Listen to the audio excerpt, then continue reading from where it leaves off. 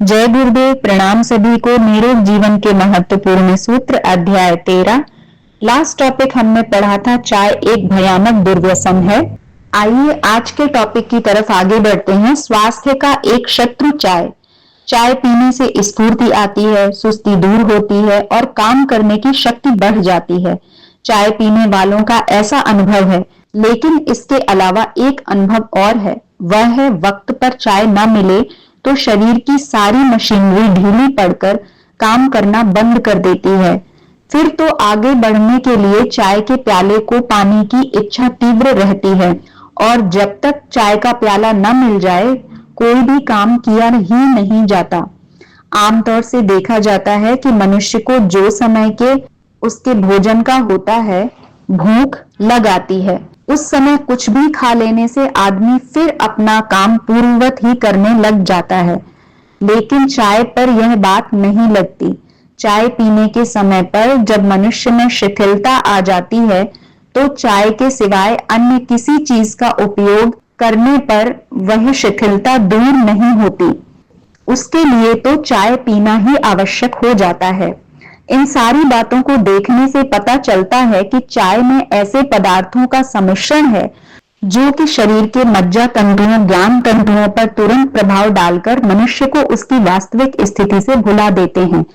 जो विज्ञान वेत्ता हैं, उन्होंने चाय के संबंध में अपनी अपनी प्रयोगशालाओं में खोज की है।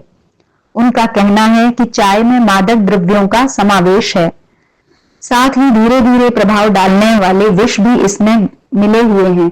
ये विष शरीर पर अपना प्रभाव एक एक नहीं करते बल्कि धीरे धीरे शरीर के भीतरी अवयवों को घेर लेते हैं, जिनके कारण उसके विषाक्त होने का हाल तुरंत नहीं मालूम होता। हम तो कुछ खाते हैं, वह भोजन पाचन प्रणाली द्वारा शरीर में पहुंचता है। पाचन प्रणाली में जगह जगह छोटी छोटी ग्रंथियां होती हैं और खुरदरापन होता है, जिसके द्वारा अन्न रस सोख लिया जाता है और जो रक्तादि उपयोगी धातु तैयार करने के स्थान पर भेज दिया जाता है। चाय का सबसे पहला कार्य रक्त प्रणाली पर होता है। अन्न प्रणाली की ग्रंथियां और खुरदरा भाग अन्न रस को चूसने में शिथिल हो जाता है। आमाशय से लेकर अंतड़ियां तक इसके कारण बेकार हो जाती हैं। यह काम चाय में रहने वाला टैनिन या टैनिन एसिड नामक विष करता है। चाय का कैफीन नामक विष भी टैनिन जैसा ही हानिकारक होता है। एक दूसरा विष चाय में कैफीन नाम का रहता है जो कोष्ठबद्धता को उत्पन्न करता है। अक्सर देखा जाता है कि चाय की पीने वालों को जब तक टट्टी नहीं होती जब तक वे चाय न पी लें। वास्तव में चाय टट्टी नहीं करती। गरम गरम पानी जो चाय में मिला होता है शरीर की अपान वायु को हल्का करता है और उसके कारण मल का निस्सरण होता है। चाय पीने वाले उसे चाय का गुण समझते हैं जो कि मात्र ख्याल है। कैफीन का जहर दिल की धड़कन को बढ़ा देता है।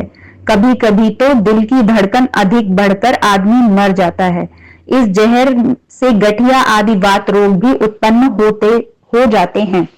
किन्हीं किन्हीं डॉक्टरों का कहना है कि गुर्दे पर इस विष का प्रभाव पड़ता है, जिसके कारण पेशाब की मात्रा बढ़ जाती है। पेशाब की मात्रा में 3 गुनी तक वृद्धि हो जाने का लोगों को अनुभव मिला है। चाय के अंदर रहने वाला यह विष ही मनुष्य को चाय के लिए छटपटाते रहने के लिए बाध्य करता है। यहाँ तक कि चाय के अतिरिक्त अन्य किसी चीज द्वारा इस छटपटाहट को शांत नहीं किया जा सकता। चाय पीने से शरीर में स्फूर्ति का जो भान होता है, उसका कारण उसमें रहने वाला थैन नामक विष है। यह पहले पहले शरीर में स्फूर्ति या ताजगी लाता है, पर चूंकि यह स्वाभाविक नहीं होता, उसे तो वात से स्थान को मूर्छित करके प्राप्त किया जाता है। इसीलिए उसका प्रभाव कम होते ही क्लांति बढ़ जाती है और खुश्की पैदा हो जाना आरंभ हो जाता है। चक्कर आना, आवाज बदल जाना, रक्त विकार उत्पन्न हो जाना, लकवा लग जाना, वीर्य के अनेक विकार, मूर्छा आ जाना, नींद कम हो जाना आदि ऐसे रोग हैं जो चाय के अंदर रहने वाले साइनाजेन, स्ट्रिक्नाइन, साइनाइड आदि विषयों के कारण उत्पन्न होते हैं।